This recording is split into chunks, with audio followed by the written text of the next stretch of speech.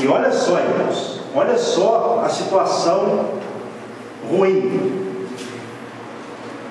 Versículo aqui, capítulo 4, versículo 9. Sede fortes, ó filisteus, mesmo com medo, né? Portai-vos varonilmente, corajosamente, para que não venhais a ser escravos dos hebreus, como eles serviram a vós outros. Portai-vos varonilmente e pelejai. Então pelejaram os filisteus. Israel foi derrotado e cada um fugiu para sua tenda. Foi grande a derrota, pois foram mortos de Israel quantos mil? 30 mil homens de pé. Foi tomada a arca da aliança de Deus e mortos os 2 filhos de Eli, Ofni e Finéias. Deus falou que eles iriam morrer. Que eles iam morrer. E eles morreram. E aí um rapaz fugiu da batalha lá para vir dar notícia, né? Aí quando ele chega para dar a notícia ali, ele estava numa cadeira, já era um homem pesado, gordo, cego. E a Bíblia fala que ele estava com o seu coração tremendo por causa da arca da aliança que havia ido. Nem por causa, fala o trecho, de seus filhos, não. Por causa da arca da aliança que foi para o acampamento, onde estavam lá os israelitas para o combate com os filisteus. Ele estava esperando que ele, as novas, as notícias. Quando o rapaz chega e traz as novas, o que aconteceu com ele? Ele despenca, estava na cadeira, ele caiu para trás e quebrou o pescoço e morreu também. O que Deus falou que ia fazer? Ia remover o sacerdócio, né? Todos eles. Inclusive usou até Samuel, que estava aprendendo com Eli, que havia sido entregue por Ana para, né? Eli, depois de desmamado o menino, como ela prometeu a Deus. Samuel estava crescendo, e Deus falou com Samuel, e Samuel também, depois desse profeta que nós vimos aqui, falou também com Eli. Então ele já estava ali com uma expectativa ruim, porque ele sabia que era Deus, e que quando Deus falava, ele cumpria. Então, irmãos, é uma história assim bem complicada, né? Mas para encerrar aqui agora, vamos para o verso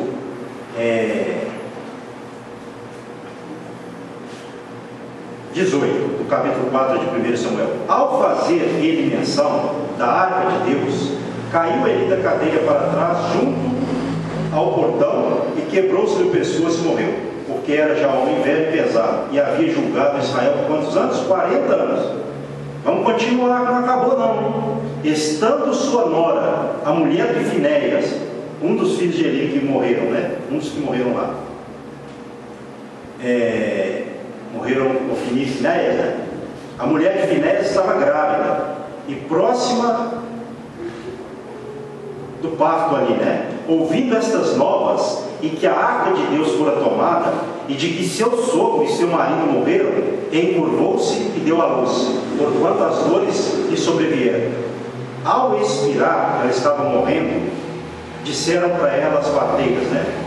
As mulheres que assistiam: não temas, as mulheres que estavam ali, né, naquele momento, pois tiveste um filho. Ela, porém, não respondeu nem fez caso disso, mas chamou o menino de quê?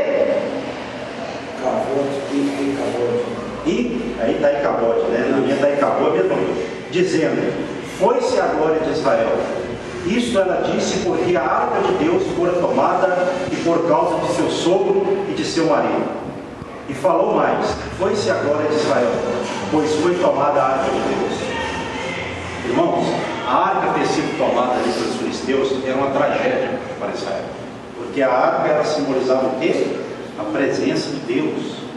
A arca que continha as 2 tábuas da lei, a vara de Arão e o vidro ali com maná, né? Tipo de recipiente com maná. Então a arca era algo que trazia segurança, e Deus disse que estaria com o povo. A Bíblia fala isso. Ele disse que estaria com o povo. que ele seria com o povo, que ele ia no meio do povo, que ele daria vitórias ao povo. Porém, estabeleceu as condições. E o problema foi que as condições não caminharam à altura. Exatamente. Então nós aprendemos com essa história. E depois, a arca lá com os filisteus trouxe problema grave para eles. Eles foram feridos de tumores e a arca teve que ser devolvida. Eles colocaram a arca lá no templo de Dagon, o principal deus dos filisteus. Dagon caiu perante a arca, porque não há Deus. Olha só, colocaram a arca da aliança dentro do templo de Dagon, e Dagon caiu diante da arca da aliança. Uma prova irrefutável de que só o Deus de Israel é Deus. Depois levantaram Dagon, colocaram pela segunda vez. Aí ele caiu de novo e despedaçou. Então, irmãos, só Israel tinha o Deus verdadeiro. E hoje só a igreja, porque tudo em Israel ia se cumprir, né? Na igreja, como se cumpriu. Então só a igreja hoje tem o Deus verdadeiro. Israel tem que vincular-se à igreja também. Tem que aceitar Cristo também, para poder ser salvo. Já não tem mais aquela pompa toda que tinha no Antigo Testamento. Povo exclusivo, mas mesmo sendo povo exclusivo, quando desobedeceu a Deus, caiu, e caiu feio. O nome do filho de Finéias, e acabou. Se foi a glória, foi-se a glória. Deus se retirou do seu povo, porque o seu povo ali pecou, principalmente a liderança, pecou e desonrou a Deus. Imagina bem na hora que aquela arca chegou lá no acampamento, aquela arca que era bonita, adornada a ouro, né? Então, irmãos, não adianta ter capa, ter aparência. Para Deus resolve. A gente querer mexer só na estrutura. Ah, vamos pintar aquelas colunas ali de ouro, pastor. Não que não possa fazer isso, é no sentido que eu estou falando. Preste atenção. Tá? Nós vamos dar até uma pintura aqui, em nome de Jesus. Em nome de Jesus. Mas vamos dizer assim, vamos pintar essas colunas aqui de ouro, vamos fazer isso na igreja, vamos fazer aqui. Bom, eu não sou contra fazer reformas, às vezes são necessárias, porém, não adianta arrumar o exterior se o interior não está arrumado, não está preparado. Quantas pessoas estão com essa palavra na vida imprimida e acabou, se foi a glória? Pessoas que tinham promessas de Deus, pessoas que Deus chamou, pessoas que Deus honrou até certo ponto, mas elas brincaram com Deus, caíram. Irmãos, isso é uma coisa séria, é uma coisa muito séria. Nós estamos aí no carnaval, tem pessoa que deixa de ir para a igreja para ir para o carnaval, pessoa da igreja que eu estou falando, preste atenção, é brincadeira. Nós estamos vivendo um tempo de Nadab e Abiú, Ofni e Finéias, mas nós devemos entender uma coisa: Deus não muda. Se nós queremos ser honrados por Deus, vamos honrar Deus também. Tem pessoas que estão honrando mais a família enterrada do que a Deus. Deus não vai perdoar isso de maneira alguma. Se isso acontecer comigo, se eu honrar mais os meus filhos do que a Deus, eu vou cair como caíram ali Eli, Ofni e Finéias. Lendo o trecho a gente vê, poxa, parece que Deus pegou tão pesado. Será que se ele matasse só Ofni e Finéias já não estava bom? Não, Eli também tinha que morrer. Ele estava gordo já, comia bem também.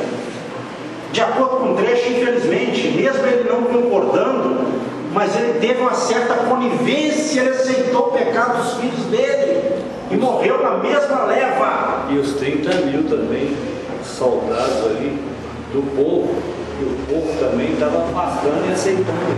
Exatamente, olha só, o evangelista colocou uma observação interessante, voz de participação por isso.